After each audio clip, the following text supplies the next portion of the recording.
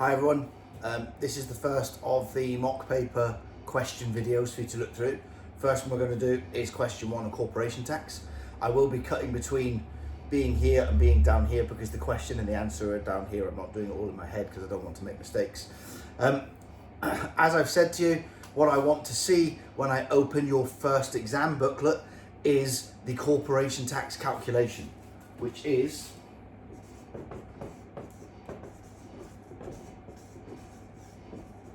adjusted trading profits minus capital allowances, rent, interest, gains. That will be totaled,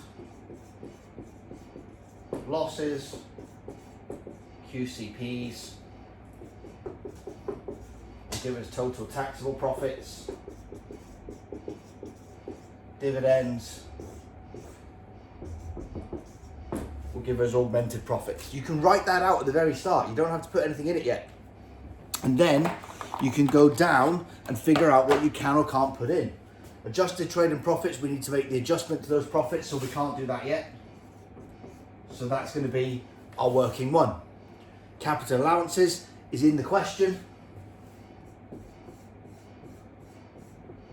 as 120,000. There is no rent, there is no interest. Gains we must calculate, so that becomes working 2. Losses, there is none. QCPs, there is 15,000. Dividends, there is 90,000. So we haven't actually done anything other than copied some information out of the question, and we are down to the point where we need to do 2 workings and add some stuff up. That's where you need to get quite quickly, because this is the way you make time up putting all of this in. We then need to switch and look at those 2 workings to do the adjustments to figure out what we're going to put in here, and then we just add them up. So I'm going to swap this out. We'll come back to this in a bit. I'm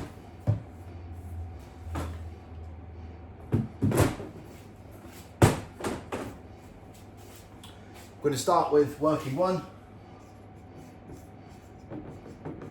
Adjusted trading profits. And in there, we are able to say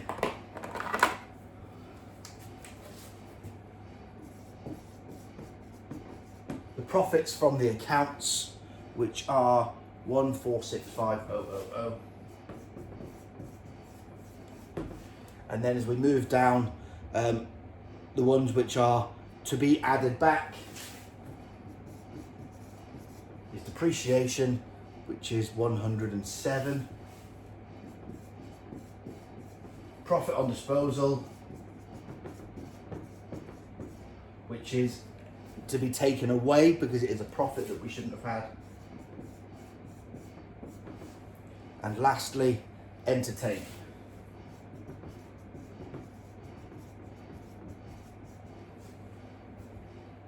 $3,000.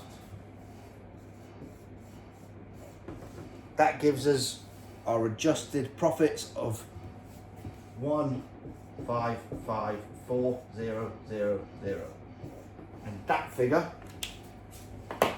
straight away we can come back and put that in here.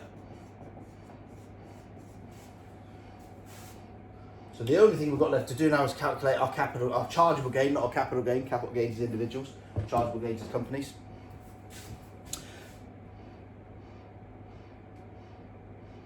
And the way we're going to do that is with a Section 104 pool.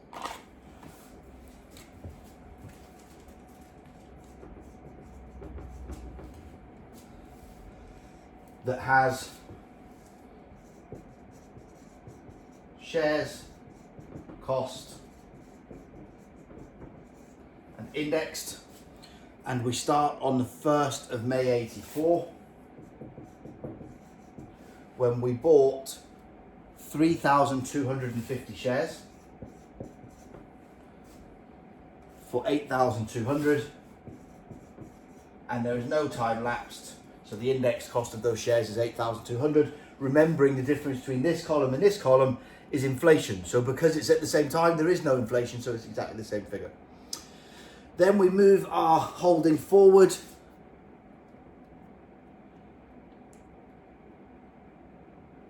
to the 4th of February 04.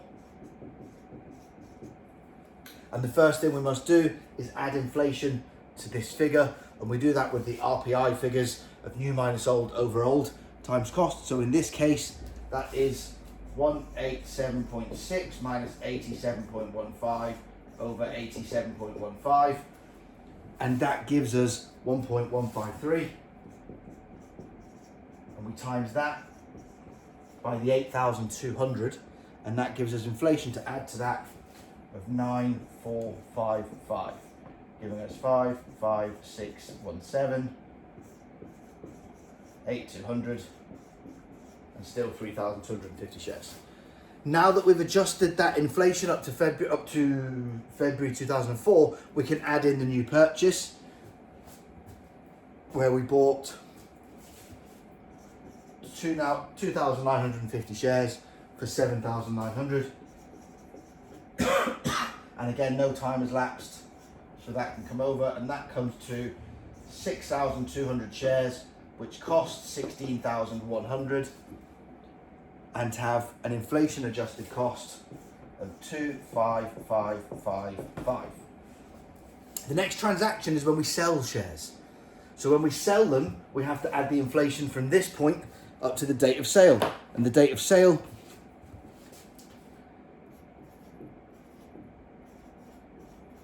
is the 18th of March 23, so we must do the same again to uplift this value. And now our new is 278.1.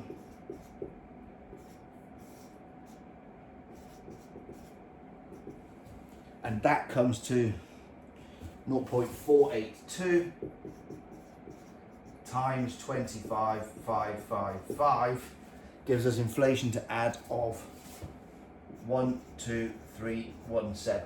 So we're doing this to work out a fraction, and then we're doing that times this that tells us this price has lifted by this much, giving us totals of 6,200 shares that cost 16,100 with an inflation adjusted cost of 37872. Now we have taken all of the purchases, with inflation adjusted them right up to the date of sale, we can actually take away that sale. So we sold 2,900 shares. That means our disposal fraction is 2,900 divided by 6,200. And whatever that is, we do that times the cost figure. That means that the cost that we sold is 7,531. And we do that times the inflation figure, which gives us 17,714, and leaves us with 3,300 shares that cost 8,569 and have an inflation adjusted cost of 20,158. Now, I'm going to have to squeeze this in the board somewhere because it's quite full, but that is the cost. That is not the gain. In the question, it tells us the proceeds were 29,000. So we need to do 29,000 minus this figure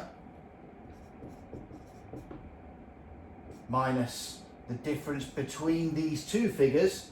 So this is the cost, this is the indexation allowance. Just for the record, if I see an exam paper with this crammed in here, I won't be happy. It's my fault because I've written this table too big. And that will give us a gain. The difference between those two is 10184. And if you add those two together, the 7531 and the 10184, we come back to this figure that we worked out down here, and this gives us a gain of 11286. That is the figure. Again, apologies for squeezing. I will hold up closer so it's easier to see.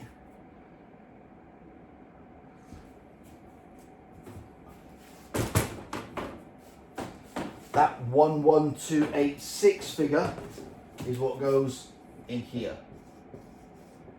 And now we just carry on with our calculation.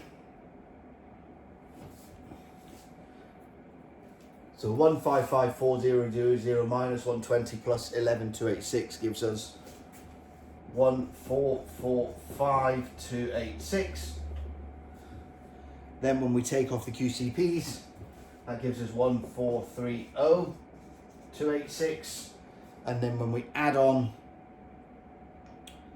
the dividends, that gives us 1520286. That figure is bigger than 1.5 million, so the tax will be paid in installments. Now, the tax is TTP times 19%.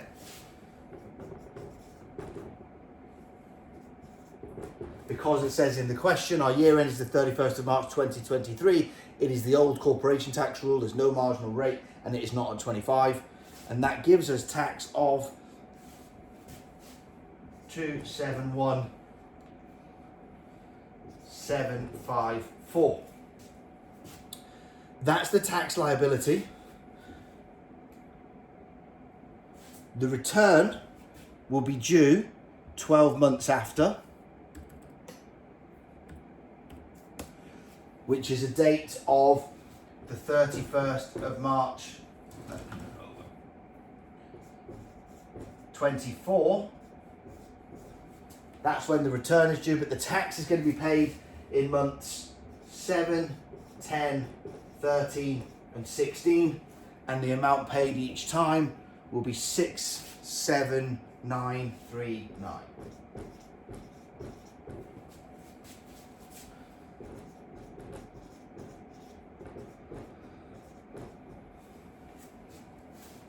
This is the calculation, this is the information on when and how it will be paid, and this is the workings that get us our adjusted profits and our chargeable gains. What's on those two boards will get you full marks. I'll see you in the next video.